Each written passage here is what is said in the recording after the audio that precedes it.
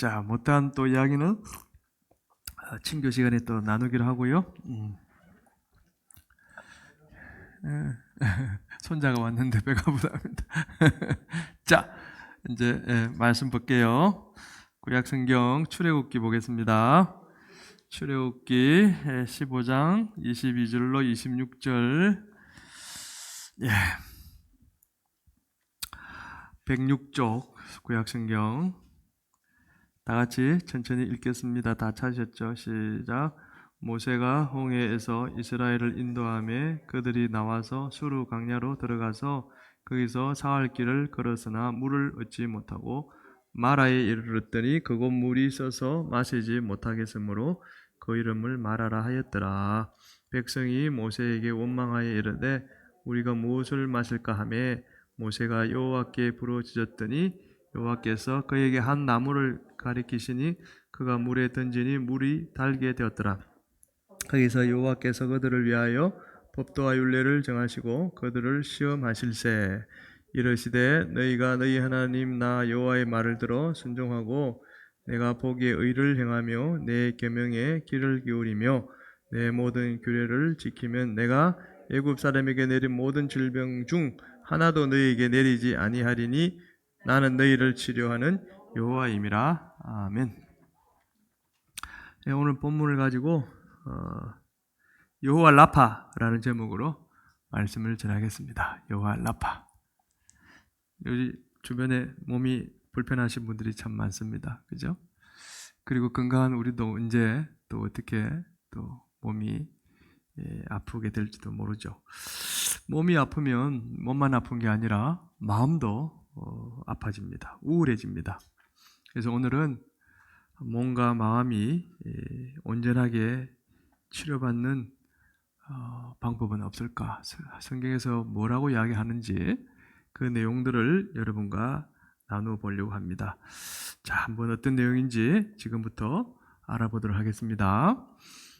이집트에서 430년 동안 이스라엘 백성들이 노예 생활을 했죠. 그들의 삶이 너무 힘들고 어려워서 부르짖었을 때 하나님이 한 지도자를 세우셨습니다. 누굽니까? 누구죠? 모세. 그래서 모세를 통해 이스라엘 백성들을 이제 출애굽시키십니다. 그때 출애굽 당시에 장정만 한 60만 명이니까 딸린 식솔들까지 치면 한 200만 명이 넘는 이스라엘 백성들을 이 모세가 이끌고 홍해 앞에 도착을 했습니다. 그때 뒤에는 이집트 바로 왕이 수많은 군대를 이끌고 뒤쫓아왔습니다. 앞에는 홍해가 가로막고 있고 뒤에는 이제 애굽의 이집트의 군사들이 쫓아왔죠. 이 꼼짝없이 다 이제 죽게 되었습니다. 그때 하나님이 모세를 통해서 홍해가 갈라지는 기적을 일으켰습니다. 그리고 이스라엘 백성들이 모두 안전하게 홍해를 건너갈 수 있게 해주십니다. 물만 가르는 것이 아니고 그 바닥의 땅도 다 말려서 딱딱하게 굳게 만들어서 백성들이 편안하고 안전하게 건너갈 수 있도록 하신 것이죠. 그럼 이스라엘 백성들을 쫓아오던 이집트 군사들은 어떻게 됐습니까?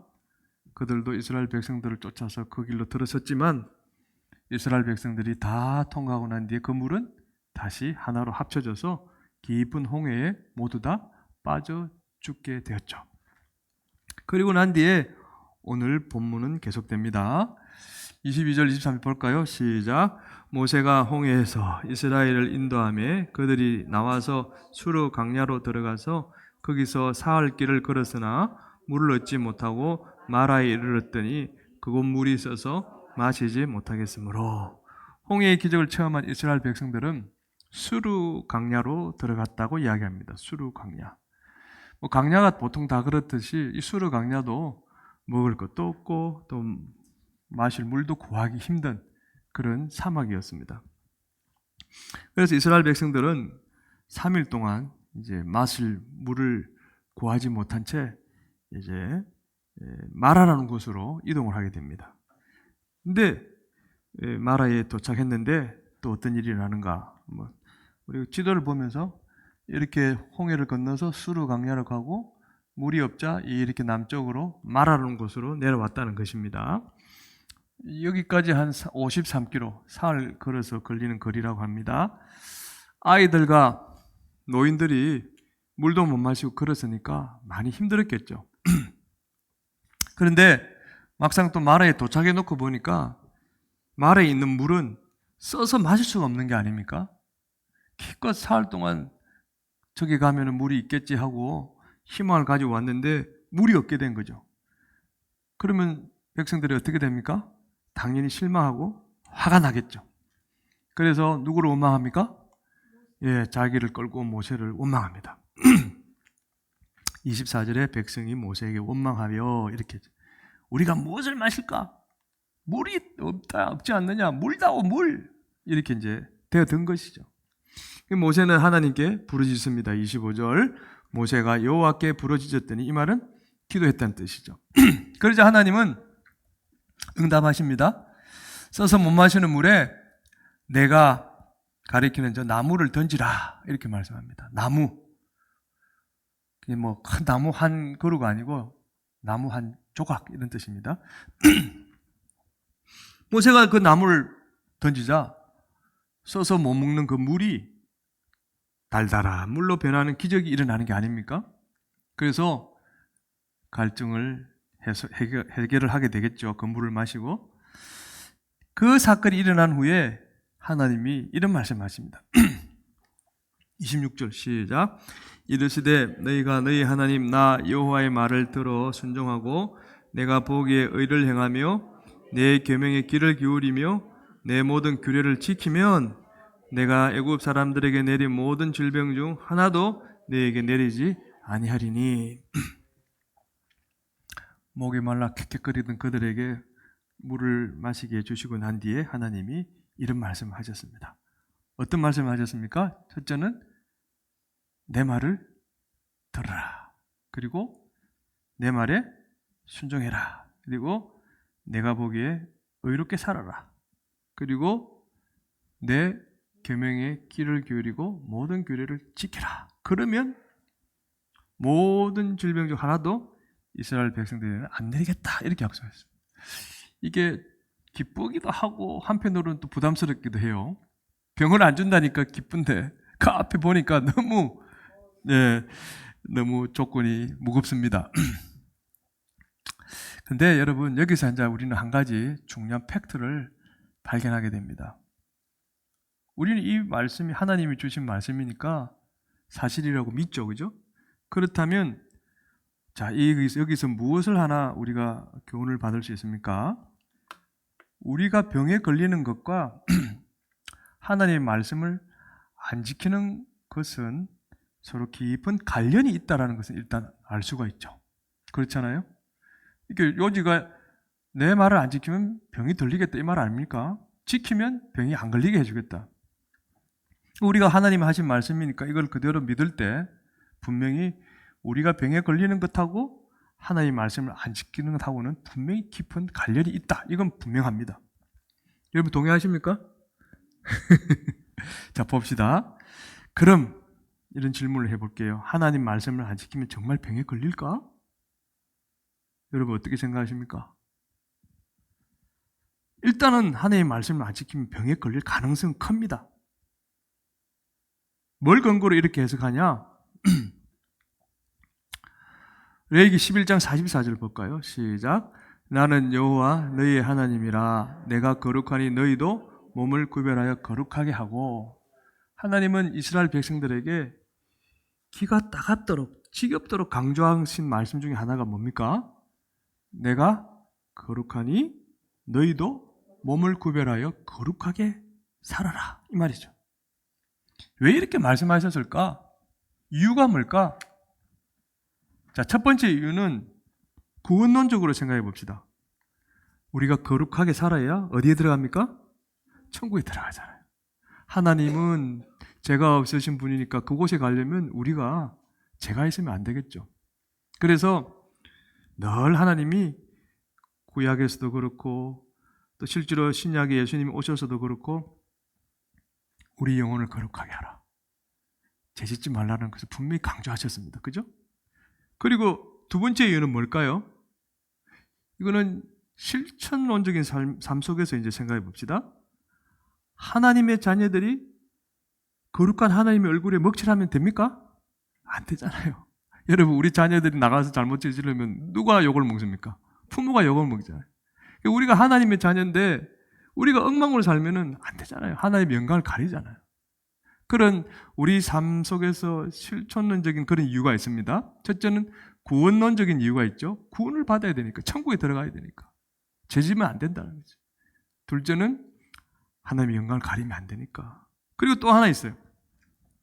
하나님이 거룩하게 살라고 한 또 다른 이유는 우리가 이 땅에서 거룩하게 살아야 천국에 가기 전까지 건강한 몸과 정신으로 살 수 있기 때문이에요, 실은. 이게 무슨 뜻입니까? 하나님은 태초에 우리 인간을 창조하실 때 당신의 그 형상과 모양대로 창조하셨다, 이렇게 말씀합니다. 그러니까 깨끗하게 창조하셨다는 것이죠. 그래서 인간이 거룩하게 안 살면은 당연히 몸과 영혼이 깨지게 되어 있습니다. 그 밸런스가 깨지게 되어 있어요. 그것은 아담이 죄를 지은 이후에 인간의 수명이 점점 짧아진 것으로 증명이 되어집니다. 죄를 짓기 전에는 에덴에서 영원토록 살 수 있게 되었죠. 하나님의 형상과 모양을 따라 거룩하게 지어졌으니까. 그런데 죄를 지은 이후에 에덴 동산에서 쫓겨나면서 인간의 수명은 점점점 줄어든 것이죠. 오늘날 이렇게 된 것입니다. 그래서 하나님이 내가 거룩하니 너희도 거룩하라 명령을 하신 거고, 예수님도 그렇게 말씀하신 것입니다. 거룩하게 살아라. 거룩하게 살아라. 지겹도록. 제가 여러분들에게 설교할 때도 이 내용은 아마 매번 설교 시간에 아마 제가 말씀드리지 싶습니다. 거룩하게 살아라. 그래서 성경에 보면은 거룩하게 사는 그런 실천적인 방법들이 사실 구체적으로 많이 기록되어 있습니다. 천국 가는 방법은 예수 믿는 것 간단합니다. 그러나 그 과정 속에서 우리가 어떻게 살아야 될지, 어떻게 거룩하게 살아야 될지에 대해서는 아주 자세하게 상세하게 곳곳에 설명해 놓았다는 것입니다. 그 중에 하나를 볼까요? 바울이 기록한 로마서에 이렇게 이야기합니다. 시작. 낮에와 같이 단정히 행하고 방탕하거나 술 취하지 말며 음란하거나 호색하지 말며 다투거나 시기하지 말고 오직 주 예수로 옷 입고 정욕을 위하여 육신의 일을 도모하지 말라. 이게 낮에와 같이, 이 말은 밤에도 나처럼 단정히 행하라. 이게 이제 거룩하게 사는 방법에 대한 한 말씀이죠. 방편이죠. 단정히 행하라. 오늘 영어 성경을 보세요. 단정히 행하라. 단정히를 어떻게 해석을 합니까? honestly. 예. 우리가 아는 저것의 의미는 정직하게라는 뜻입니다. 낮에도 밤에도 하나님 앞에서 정직하게 말하고 행동하라, 그런 뜻이죠. 우리는 낮에는 사람들이 보니까 자기를 숨기기가 쉽습니다. 그러나 밤에는 사람들이 안 보니까 본색이 드러나죠. 예. 그러니까 사도 바울은 낮에도 밤에도 똑같이 하나님 앞, 사람 보지 말고 하나님 앞에서 정직하게 살아라, 말과 행동을 해라, 이런 뜻입니다. 자, 우리가 하나님 앞에서 정직하게 말하고 행동하면 정말 건강해질까요? 네, 건강해집니다. 우리가 부정적하게 살았더라 할지라도 하나님 앞에 죄를 고백하고 용서받으면 우리 영혼이, 우리 몸이 병들게 만드는 나쁜 것들이 내 영혼에서 다 빠져나가게 되어 있습니다. 해계. 근데 해결하지 않고 죄를 계속 안에 담고 있으면 병이 생깁니다. 죄책감부터 모든 어떤 삶에 있어서 이 죄라는 것이 우리를 자꾸 발목을 잡기 때문에 내 몸이 영혼이 건강해질 수가 없는 거예요, 실은. 그 다음에 뭐라고 이야기하십니까? 방탕하지 말라. 이것의 의미는 이런 뜻입니다. 사탄이 조종하는 이 세상 속에, 세상이 다 나쁜 것은 아닙니다. 근데 특별히 세상에 이 사탄이 이용하는 나쁜 요소들이 많죠. 그것들의 시간과 에너지를 낭비하지 말라는 그런 뜻입니다. 방탕하지 말라, 이 말은. 그럼 어떤 것들이 있습니까? 사탄이 뭘로 사람들을 자꾸 조정하고 나쁜 길로 자꾸 끄집어 가고 있습니까? 게임, 도박, 마약, 또 심지어 SNS, 또 폰, TV 등등 매체들을 통해서 다 이것들이 나쁜 건 아니지만 그것들을 통해서 사탄이 우리의 규칙적인 생활을 자꾸 방해합니다. 그리고 신체 밸런스를 깨뜨려서 우리를 하여금 병에 걸리게 만드는 거예요. 그 의식하지 못하니까 우리가 모를 뿐이지, 조금만 의식하면은, 여러분 예를 들어서 여러분이 잠자리에 들어서 이 스마트폰을 계속 보잖아요. 그러면 끄면은 바로 잠이 안 드는 이유가 뭔지 아십니까? 뇌는 계속 활동을 하고 있는 거예요. 그것으로 인해서 잔상이 남아서. 그러니까 잠을 깊이 못 잡니다. 그러다가 새벽 늦게 자가지고 일어나면 몸이 그냥 피곤한 거예요. 숙면을 못 취하니까. 아마 그런 경험이 있는 분도 있을지 모르겠습니다. 그거 방탕하지 말라. 또 그 다음에 뭐라고 이야기합니까? 술 취하지 말라. 술은 나쁜 게 아닙니다, 여러분. 근데 그런 말이 있죠. 처음에는 사람이 술을 마신다. 하지만 나중에는 술이 사람을 마신다. 그래서 술을 지나치게 많이 마시는 사람은 병에 걸립니다. 알코올 중독이 될 수도 있습니다. 술이 취해 있는데 정신이 온전할까요? 망가집니다. 그 다음에 뭐라 그랬어요? 음란과 호색을 하지 말라. 여러분 요즘 자기 남편, 아내가 아닌 사람들과 불륜을 즐기고 동성애를 즐기는 그런 일들이 얼마나 많이 있습니까? 가거나 지금이나 마찬가지예요. 그러면 어떤 병에 걸리기 쉽습니까? 뭐 에이즈 같은 무서운 질병에 걸리기도 쉽죠. 하나님의 창조 질서에 어긋나는 사랑도 아니죠. 불륜, 예를 들어서. 여러분, 몸과 정신을 병들게 만들고 결국엔 죽음을 부르는 미치광이 행동입니다. 실은 사랑이 아니에요. 사랑이라고 착각할 뿐이죠. 또 우리에게 뭘 이야기합니까? 다투거나 시기하지 말라. 여러분, 다투거나 시기하면 내 안에 긍정적인 에너지가 일어날까요? 부정적인 에너지가 일어날까요? 당연히 부정적인 에너지가 일어납니다. 스트레스. 그리고 그것은 자기도 모르게 자기를 죽이는 거예요. 모든 병의 원인은 스트레스입니다. 그래서 성경은 뭐라고 이야기하냐면은 하나님이 나에게 때를 따라 적절한 은혜를 주신 것에 만족해라.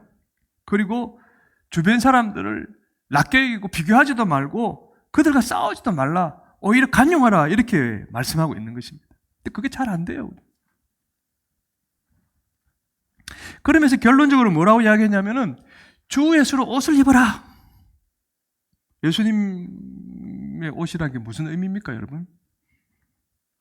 예수님이 만드신 옷이 있나요?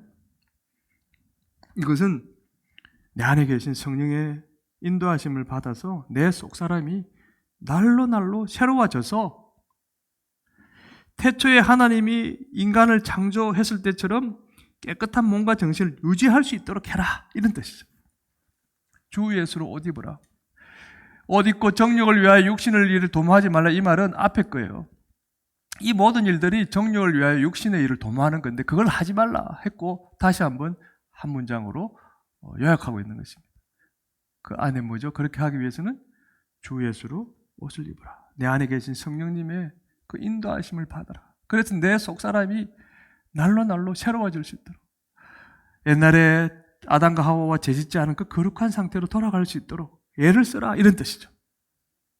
그래서 사도 바울은 또 이렇게 이야기합니다. 우리가 어떤 사람이냐? 고린도전서 3장 16절 시작. 너희는 너희가 하나님의 성전인 것과 하나님의 성령이 너희 안에 계시는 것을 알지 못하느냐? 우리의 몸과 마음은 누구의 성전이라고요? 하나님의 성전. 하나님이 계신다는 것이죠. 우리의 몸과 마음 안에 누가 있다고요? 하나님의 성령, 하나님의 영, 성령이 계십니다. 성령이 계시는 전이니까 내가 성전이 되는 거예요. 홀리 템플이 되는 거죠. 하나님의 성령이 있는 몸과 마음 안에 성령님이 싫어하는 세상의 것들이 자꾸 가득 차 있게 되면 어떻게 됩니까? 당연히 몸과 마음이 균형을 잃고 병이 들게 될 것입니다. 그래서 우리에게는 병이 걸리는 것과 거룩하게 사는 것이 밀접하게 관련이 있다는 것, 이건 일단 맞아요. 일단 맞다는 것입니다. 병에 걸리는 것과 거룩하게 사는 것이 밀접하게 관련이 있다. 그래서 하나님이 이스라엘 백성들에게 율법을 주실 때 나를 위해서 너에게 율법을 준다라고, 율법을 지키라고 말씀하지 않으셨어요? 너희들을 위해서 내가 율법을 준다 이렇게 말씀하신 거예요. 25절 시작. 거기서 여호와께서 그들을 위하여 법도와 율례를 정하시고 그들을 시험하실세. 이 그들은 누굽니까? 이스라엘 백성. 너희들을 위하여 이걸 주는 거야. 너희들을 위해서. 나에게는 어떻게 보면 필요 없어. 나는 거룩하지 하나님이니까. 자, 그렇다면 이런 질문이 이제 들 거예요. 병에 걸리는 사람은 전부 다 거룩하게 안 살아서 병에 걸릴까? 어떻게 생각하세요? 그건 아니죠. 이걸 잘 여러분들이 구별하셔야 됩니다. 그러니까 병에 걸리는 거하고 거룩하게 사는 것은 분명히 관련이 있습니다. 그렇다고 해서 병에 걸리는 사람은 다 거룩하게 안 살아서 병에 걸리는가? 그건 아니에요. 이거를 헷갈리면은 어떤 일이 일어나냐면은 자기가 병에 걸렸을 때 자책합니다. 내가 왜 무슨 죄를 지었지? 하고 이제 스스로를 책망합니다. 또 남이 병이 들었을 때 아이고 어떤 죄를 지었기에 저렇게 병이 들었나? 죄값을 받는다고 정죄하기가 쉽습니다. 여러분 누가 아프면은 여러분도 모르게 그런 마음이 들 때가 있지 않습니까? 그렇게 생각하면 안 된다는 거예요. 우리가 하나님 앞에 거룩하게 살아서도 병은 들 수 있습니다. 태어나서 병들고 또 태어나서 늙고 병들고 이 세상을 떠나는 것은 어떻게 보면 자연 법칙이잖아요. 그죠? 예를 들어서 의인이었던 욥도 병에 걸렸지 않습니까? 몹쓸 피부병에 걸려서 기아장으로 피부를 뻑뻑 긁었던 거 여러분 기억하시죠? 만약 정직하게 살았다면 병이 안 걸려야 되는데 걸린 걸 보면은 꼭 정직하게 안 살아서 병에 걸린 거 아니라는 거 분명합니다. 자, 그러면 이제 결론적으로 이런 질문. 거룩하게 살아도 그럼 어떤 경우에 병에 걸릴까요? 목사님, 성경이 뭐라고 이야기하죠? 병에 걸리는 것과 거룩하게 사는 것은 분명히 관련이 있다. 그러나 병에 걸렸다고 해서 거룩하게 안 산 건 아니다. 즉 거룩하게 살아도 병에 걸릴 수 있다. 자, 그러면 거룩하게 살아도 어떤 경우에 병에 걸릴까? 자, 여러분 여기 보세요. 그들을 위하여 법도와 율례를 정하시고 그들을 시험하실세. 이 말이 뭔 말입니까? 이것들을 잘 믿고 행하는지 테스트할 때 이렇게 한다는 그런 뜻이죠. 그러니까 이런 경우입니다. 하나님이 우리의 믿음을 테스트할 때 때로는 우리가 하나님을 바로 살아도 병이 걸릴 수 있다. 예를 들어서 하나님이 나의 건강을 잠깐 빼앗아가도 여러분 병이 걸리면 어떤 마음이 들어요? 특별히 내가 하나님 앞에 열심히 최선을 다하고 어떻게 보면 좀 거룩하게 내가 살려고 노력했고 또 실제로 살았는데 병이 들컥 걸렸어. 그럼 어떤 마음이 듭니까? 하나님 앞에 원망하는 마음이 들겠죠. 내가 하나님 앞에 정말 최선을 다해서 바로 살았는데 왜 저에게 이런 병을 주시지요? 자, 그럴 때 하나님은 그 병을 통해서 우리에게 뭘 테스트 하십니까? 우리의 믿음. 내가 지옥에서 행벌을 받아야 될 죄인이었는데 예수 믿고 구원받아 천국에서 영원히 사는 의인이 됐다는 이 믿음. 이 믿음 때문에 원망이 쑥 나오다가도 쑥 들어가는지 안 들어가는지. 그걸 지금 하나님은 테스트 하신다. 그 상황에서도 이 믿음 때문에 내가 하나님을 조금 더 원망하지 않고 잘 견뎌내는지 테스트하고 싶으실 때 하나님은 때로는 우리에게 우리가 원치 않는 병을 주실 수도 있다는 거죠. 하나님이 잠깐 내 몸을 아프게 해도 내가 불평불만을 터뜨리지 아니하고 하나님이 지금까지 나에게 주는 은혜를 생각하며 아까 복을 세워라 그랬는데 그 복을 세워보면서 하나님 앞에 오히려 감사하며 그 시간을 잘 인내하는지 하나님이 보고 싶으실 때 때로는 우리에게 병을 허락하실 수도 있다는 것입니다. 저는 목회하면서 임종도 많이 받고 또 병원 신방도 많이 했습니다. 근데 아무리 믿음 좋다고 하는 장로님, 권사님도 이 병 앞에서 또 죽음 앞에서는 그 전에 그 믿음 좋던 모습들이 사실 찾아보기 힘들 때가 많았어요. 그저 왜 이런 병, 왜 내가 죽어야 되지? 그런 어떤 두려움 앞에서 오히려 하나님 앞에 원망을, 불평을 터뜨리는 경우를 많이 봤습니다. 자, 우리가 이런 성경적인 이 병의 어떤 원인들을 잘 정리하고 있으면 내가 그런 상황에 부딪혔을 때, 당할 때 내가 그것을 믿음으로 이겨낼 수 있게 될 것입니다. 그렇지만 그렇지 아니할 경우에는 나 역시도 그 병 앞에 또는 죽음 앞에 두려워서 그 믿음을 놓을 때도 있단 말이죠. 하나님이 몸을 좀 불편하게 만들 때 내가 내 자신을 돌아보면서 혹시 하나님 앞에 잘못 산 건 없는지, 그 회개하는 믿음이 있는지를 때로는 하나님이 테스트하시고 싶을 때가 있단 말이죠. 또 나의 병든 모습을 보고 내가 사랑하는 불신 가족들이 그들이 그때 하나님을 찾고 예수님을 믿고 구원받도록 하기 위한 하나님의 계획이 있을 때가 있단 말이죠. 여러분 그런 경우 많죠.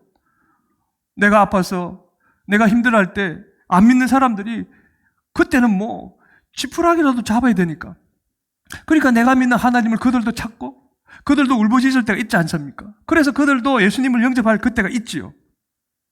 제가 장례식을 막 치르지만 그 장례식의 설교의 포커스는 누굽니까? 안 믿는 가족들이에요. 이미 떠난 분은 이미 뭐 천국과 지옥으로 가셨기 때문에 사실 세상적으로 뭐 맹복을 빕니다, 뭐 이런 글자는 우리 기독교적인 그런 의미가 아닙니다. 틀렸어요. 이미 돌아가신 분들은 맹복을 빌 필요가 없는 거예요. 그 믿음으로 천국과 지옥에 다 가버렸기 때문에. 그럼 우리는 어떤 기도를 해야 됩니까? 유가족들이 믿음의 굳건히 서도록 그 기도해야 되는 거 아닙니까? 그 하나님이 이런 병을 통해서 내 안 믿는 가족들을 구원하실 수도 있는 거예요. 우리는 하나님의 그 생각, 뜻을 알 수가 없죠. 하지만 이런 일들을 통해서 그런 내용들을 우리가 인지하고 있다면 우리가 병이 걸려도 내 몸이 좀 불편해도 믿음 안에서 그것을 바라보는 그런 삶을 살게 되는 것입니다. 따라서 우리가 병에 걸리면 제일 먼저 찾아야 될 사람은 유명한 의사가 아닙니다. 의사도 가야 되죠, 당연히. 그러나 그 전에 하나님을 찾아야 됩니다. 하나님. 왜냐하면 우리가 왜 병에 걸렸는지, 내가 지금 어떤 상태인지 하나님께 먼저 검사를 받아야 되기 때문이죠. 또 우리의 건강과 생명을 쥐고 있는 분, 생로병사, 생사하복의 주관자는 누굽니까? 우리를 창조한 하나님이기 때문에 그렇습니다. 무엇보다도 우리를 완전하게 치료해 줄 수 있는 분은 전지전능한 하나님, 그분밖에 없기 때문에, 그래서 하나님이 이스라엘 백성들에게 계속해서 거룩하게 살라고 말씀하신 뒤에 이렇게 말씀하셨습니다. 나는 누구냐? 26절에 시작. 나는 너희를 치료하는 여호와임이라. 우리가 병에 걸렸을 때 명의를 찾아가죠. 유명한 이 분야의 권위자. 근데 아무리 위대한 의사를 만나도 하나님이 내 생명을 보호해주지 않으면 우리는 이 세상을 떠나야 됩니다. 반대로 아무리 위대한 의사가 당신은 몇 개월밖에 살지 못합니다, 이게 진단을 내려서도 하나님이 살려주시면 사는 거예요. 그죠? 예. 이거하고는 좀 다르지만 이번에 기적 같은 일이 일어났죠. 인도 비행기, 그죠? 인디아 에어라인 떠자마자 추락했는데 242명 중에 누가 살았습니까? 한 명이 살았죠. 기적이 일어나는 건 우리가 막을 수가 없는 거야. 그러니까 우리가 아무리 병에 걸려도 하나님이 살려주신다면 사는 거죠. 그리고 병에 걸려서 이 땅을 떠난다 해도 우리의 그 믿음을 보시고 하나님이 우리를 어디로? 질병이 전혀 없는 안전한 천국으로 데려가서 영원히 그곳에서 살게 해주실 거 아닙니까? 아멘? 이 믿음을 가져야 되는 거죠. 누구도 이 땅에서 천년만년 영원히 살 수는 없습니다. 그래서 하나님이 나는 너희를 치료하는 여호와다. 이게 히브리어로 뭡니까? 여호와 라파, 치료한다는 뜻이죠. 여호와 라파. 이 여호와 라파는 치료하는 하나님이라는 뜻입니다. 근데 여러분, 병에 걸렸을 때 많은 사람들은 하나님을 잘 찾지 않습니다. 이 여호와 라파의 하나님을 의지하지 않습니다. 그분을 잠잠히 바라보지 않습니다. 오히려 주변 사람들에게 기도 부탁은 하죠. 그럼 병이 나을까? 나을 수도 있겠죠. 그러나 올바른 하나님의 뜻은 아니지 않을까? 왜 자기가 먼저 하나님을 찾아야 되는 거죠.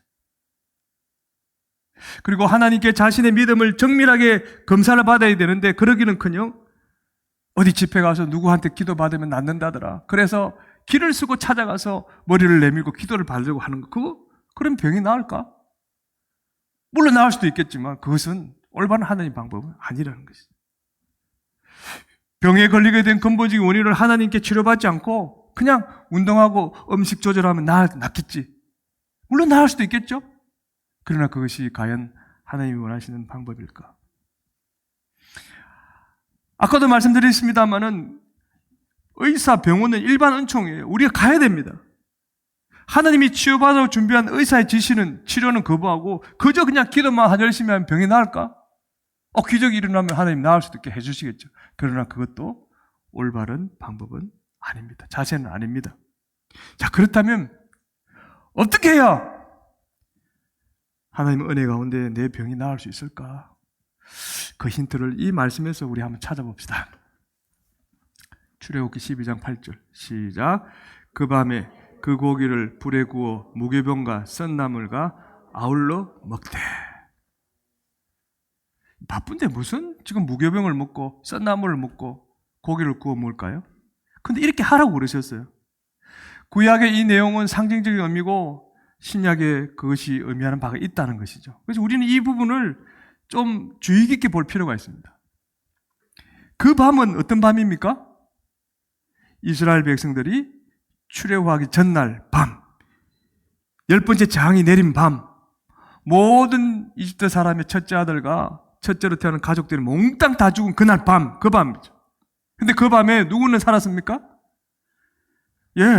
문에 어린 양의 피를 발랐던 이스라엘 백성들의 첫째 아들과 첫째 가족들은 안 죽었습니다.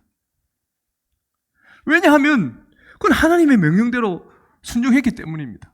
어린 양을 죽여서 그 피를 발라라고 했는데 발랐고, 또 지금 말씀하시는 것처럼 하나님이 명령한 음식들을 먹었기 때문입니다. 이스라엘 백성들이 뭘 먹었습니까? 양고기, 무교병, 썬나물. 이 세 가지는 각각 상징하는 바가 있습니다. 오늘날 이스라엘 백성들이 출애굽하기 전날 밤에 잡아서 먹은 어린 양은 누구를 상징합니까? 이제 우리는 알죠. 구약시대 때는 이게 뭔 말인지 몰랐어요. 그런데 신약이 오면서 이 어린 양이 누군지 우리는 알아요. 우리를 구원하시기 위해 십자가에 못 박혀 피를 쏟으며 돌아간 예수님을 상징합니다. 썬나물은 뭡니까? 우리가 세상을 살 때 겪는 고통과 아픔을 상징하죠. 병이 걸렸을 때, 또 어려움을 당할 때 당하는 그 고통, 아픔. 무교병은 뭘 상징합니까? 빵을 부풀려 누룩이 안 들어간 그냥 딱딱한 밀가루빵입니다. 그래서 이 무교병은 누룩이 들어간, 반대로 누룩이 들어간 유교병이라 그러죠. 유교병과 대조적으로 죄를 용서받고 깨끗해진 영혼을 상징합니다. 신약에서 보면 누룩은 죄를 상징하지 않습니까? 그 누룩을 뺐다는 거예요. 무교병은 누룩이 안 들어갔다는 거예요. 죄를 용서받고 깨끗해진 영혼을 상징합니다. 무교병. 따라서 이런 결론에 도달할 수 있습니다. 같은 공간에 살고 있는 모든 이집트 사람의 첫째 아들은 다 죽었는데 이스라엘 백성의 첫째 아들은 전부 다 사는 것 같은 기적을 오늘날 우리가 체험하려면 우리가 병에 걸렸을 때 제일 먼저 해야 될 것은 뭐냐? 이스라엘 백성들이 문 주변에 양의 피를 바른 것처럼 하나님 바르라고 그러셨잖아요. 그것처럼 우리는 어떻게 되느냐? 나는 어떤 경우에도 예수님을 구원자로 믿고 천국에 들어간다고 확신하고 가장 먼저 그것을 내 입으로 선포해야 됩니다. 나는 예수 믿기 때문에 천국에 들어간다. 이 믿음을 붙잡아야 된다는 것입니다. 우리는 사실 이건 뒷전이고 육신적으로 낫기만을 먼저 원하죠. 그러나 그것이 아니라는 것입니다. 먼저 내 믿음을 확고해야 됩니다. 병으로 인해서 내 믿음이 흔들려서 저 나락으로 떨어지면 안 되잖아요. 그런 다음 이스라엘 백성들이 양고기와 함께 무교병을 먹는 것처럼, 무교병은 뭐라 그랬습니까? 깨끗해진 영혼이죠. 예수님 이름으로 내가 지금 모든 죄를 회개하고 내 안의 영혼을 깨끗하게 만들어야 됩니다.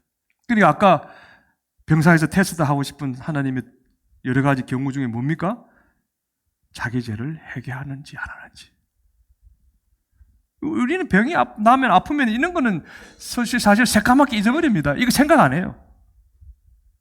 그런 다음 이스라엘 백성들이 양고기와 함께 썬나무를 먹는 것처럼 병이 들어서 생긴 모든 고통과 아픔을 예수님께 기도로 다 아뢰면서 그분으로부터 위로받고 그분이 주신 힘으로 인내해야 되는 것입니다. 이렇게 믿음을 지키면서 이 치료 과정을 잘 견디면 하나님의 섭리 가운데 모든 주권이 하나님께 있기 때문에 하나님의 섭리 가운데 정해놓은 때에 우리를 치료해 주시게 될 줄로 믿는 것입니다. 그리고 설령 불러가셔도 우리는 어디에 간다? 천국에 가게 되는 것입니다.